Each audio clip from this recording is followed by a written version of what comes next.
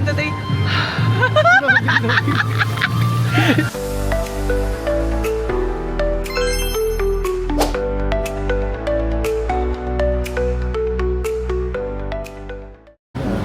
Okay, we're going out.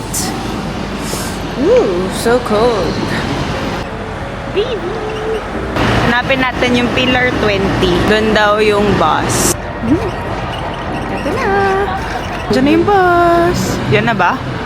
Yes.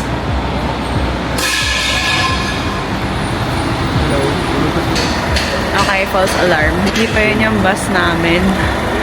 It turns out marami palang G8 Sapa bus na nagsastop dito sa Pillar 20. So make sure to check in with your driver if ito na yung bus nyo. Ito yung loob ng bus. So, ano kami? Ito siya. Ito, baby. Ito yung double cabin nila.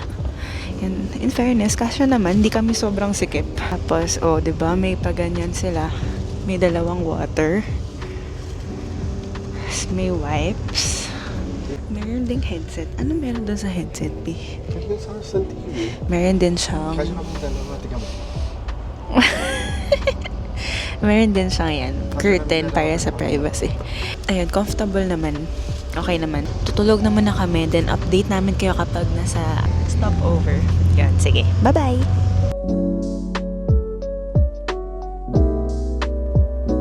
Hello! Andito kami sa stopover. Ayan. Nag-CR and then bumili kami nitong parang egg cake. Itong parang Moshimanju ng Pinas. Uy, cream. Ayan. Diba? 10,000 isa. Pero ayaw niyo yung chocolate. Parang nga siyang may lasang durian. 10,000 won. Ay, mali. 10,000 dong pala dong. Kayang nasa 22 pesos isa. Hindi pa ako nakatulog kasi ihing-ihi na ako kanina. Tapos akala ko mamaya pa mag-overtime. Ay mag-stop over. So, ayos din yung upuan nila. May massage. Diba? It's so nice. Vibration lang siya pero it's relaxing. The mode 5 tayo na. Mode 5 lahat. Sarap. Massage chair. Nice.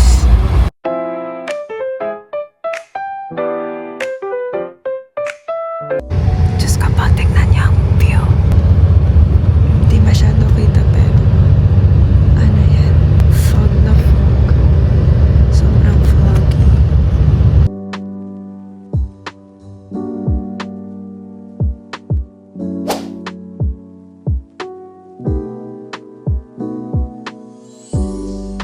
We're here at Fongnam Hotel. Lamig na. Wow. 'Di ba? Wala kayong makita. I will go down. Ah, okay. Asa? Grabe. 5th floor yun. Oh, okay. 315. Ito na. Yay! We're here. Wow. Grabe. 1.5 lang to be per night. Hello! Yung room namin may mountain view. Ito yun, oh. Tingnan nyo. Wow! Kala ko mountain. Bakit naging clouds? Cloud view. So for OA.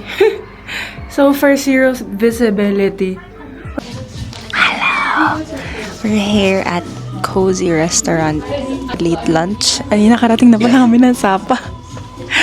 So, sobrang gutom na kami kaya hindi na kami gaano naka-update. Gutom ka naman.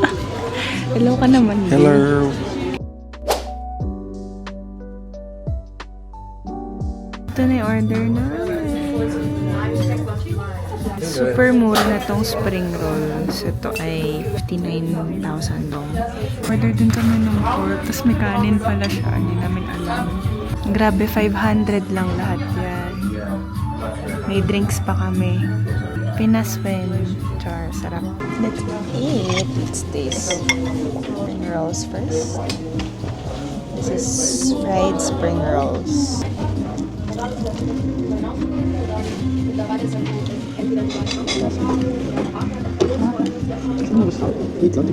pa ba ka nakaan?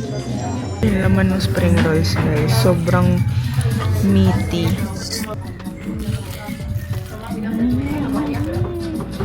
Sobrang lasa ng mga pagkain. Lahat parang may itlog. Lahat parang may MSG. Good for 4 itong odd. Gabi parang good for 4 siya, no? Tapos parang 500 lang.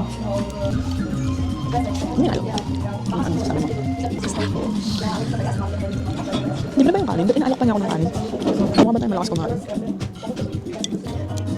May pork? May gulay din?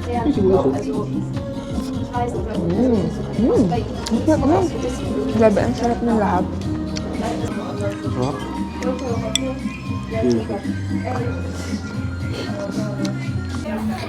May bumibili ng cup kasi sobrang lamig. Buti may bini pala ako. Hindi niya kinaya ang lamig. Magkano? 65. 65? Okay na yun. Tingnan nga, tingnan nga. Wow, parang oppa. Oppa. Kulang na lang face mask.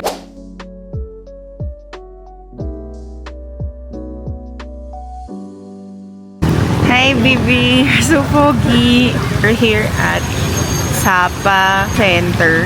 Ito yung Sapa Station. So, dyan sumasakay nung monorail papunta ng Fancy Pan. Ito kami.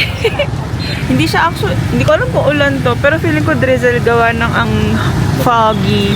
Grabe, nagsicheck ako ng weather the past few days, ang araw. Feeling ko may balat talaga sa pati sa yuyu. Nalakad lang kami. So, dapat mag-alpine coaster kami ngayon. Ayun no, yun, Bibi. Yun yung bilihan ng ticket pa alpine coaster. Tapos may free shuttle bus dyan. Pero siyang Baguio vibes. Hindi, mas malamig kasi. Mas malamig sa Baguio. Pero Mas malamig. kayang ito, Burnham Park, gano'n. Okay. Punta tayo doon. Asan na yung Kong Cafe? Ayun, Kong.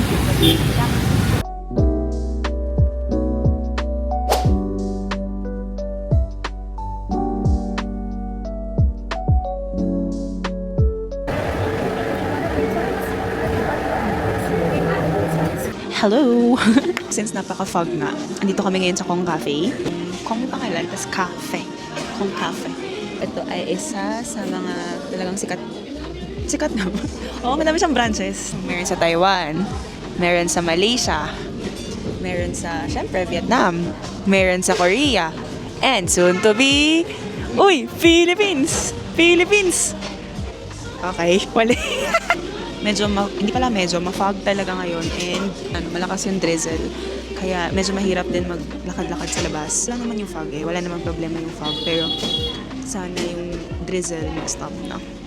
Itong Kong Cafe, sikat sila sa coconut coffee nila. Pero medyo nag-hesitate pa ako mag-coconut coffee. So sana pagbaba namin ng Hanoi, meron doon. Kasi bukod sa egg coffee, yung coconut coffee, isa sa mga gusto ko din tikman. And so okay din yung vibes dito. Ano masasabi mo, Arky? Para siyang old military ba? Military base. Ganda nga eh. Ito lang yung concept. Kasi yung remains na ginagawang military base. Temporary military base. Dito sa Vietnam kasi parang ayun po. Wow, thank you. Ayan. Grabe ang tapang. In order ni Yuyu is, ano yan? Cafe Swada Saigon. So ano siya, Saigon Brown Coffee. 12 ounce na is 45,000 dong. So around 90 pesos. So 101 pesos. So ito sa akin ay iced cafe Ngao Kem Moy. Ewan ko kung tama yung basa ko. Vietnamese coffee with condensed milk and salted cream. Tikman ko muna. Ang sarap. Ibabaw pa lang yun ah. Ang sarap. Ang ulo ko sa sarap. Ang sarap. Hindi. Wag. Sarap. Oo, wala, di ba? Ganda yung choice mo. Diba? Bigyan. Sarap. Ang sarap. Mas masarap to kasi doon sa kanina. Nakakabitin. Pero nag 14 ounce pala. Siguro yung mga Vietnamese, lagi silang buhem. Ibang tapang ng kape dito. Pero ang sarap. Kung ang Pilipinas may Red Horse, ang Vietnam may Kafaswada. Yan, nandito na kami! Yan! Umano na yung pag-onte. Sana wag mabate.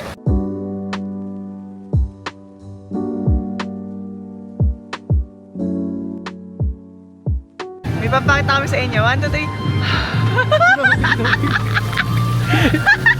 3. Diba, nausok yung bibig namin? Inaya ko siya mag-date sa Sapa Lake. Yung Sapa Lake. Bing, mas malamig siya. Eh, syempre lake to eh. Nasa lake ka eh. Ayoko na, halika na. Kaya pala vibrant. And may fun fact si Yuyu. Ang galing talaga ni Yuyu. Kaya pala vibrant dito sa Sapa. Grabe, ang sarap sa mukha ng lamig. Kasi, since ma-fog nga siya.